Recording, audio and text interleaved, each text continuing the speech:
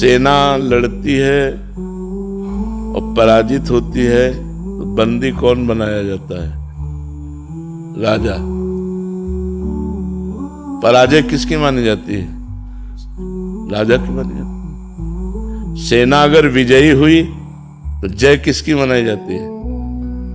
बस ये जो इंद्रियों का और मन का गलत या अच्छा करना है उसका परिणाम आत्मा के ऊपर जाएगा। वो राजा है, उसको भोगना पड़ेगा। अगर इंद्रियां गलत है तो सुअर कुत्ता आदि दुर्गति को वही आत्मा प्राप्त होगी। अगर इंद्रियां सही है तो देवलोक, तपलोक, महालोक, जनलोक, ये इंद्रियां भगवान में लय हो गई तो वही आत्मा भगवान को प्राप्त हो जाती है। बात समझ में आ रही ना? हाँ, ये इंद्रियां उसकी सेना है। काम क्रोध से पराजित हो गई तो दुर्गति, और काम क्रोध से जीत गई तो सदगति। तो भगवान ने यही तो कहा, मय्येव मन आधत्स्व मयि बुद्धिम निवेशय। तो निवशस्यसि मय्येव अतो ऊर्ध्वं न संशया।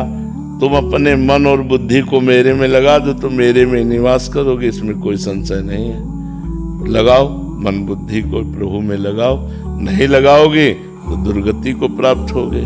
क्योंकि मन बुद्धि अगर प्रभु में नहीं लगेंगे तो भोगों में लगेंगे, गलत आचरणों में लगेंगे तो उनकी दुर्गति तो पक्की है। तो मन बुद्धि की दुर्गति क्या है?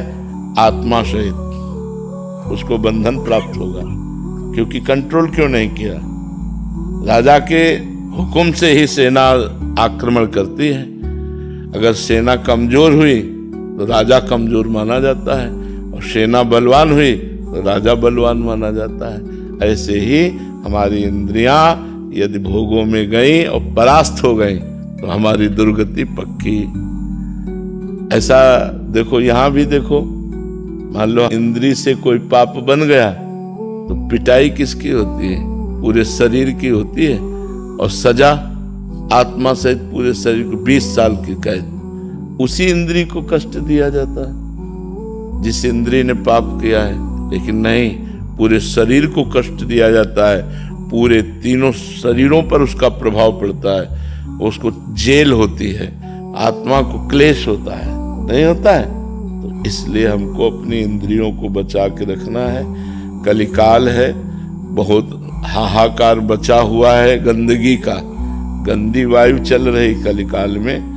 बेविचार, नशा, चोरी, हिंसा, ये सब बाहुल्यता, जो बच जाए वही बच जाए। कितना गंदा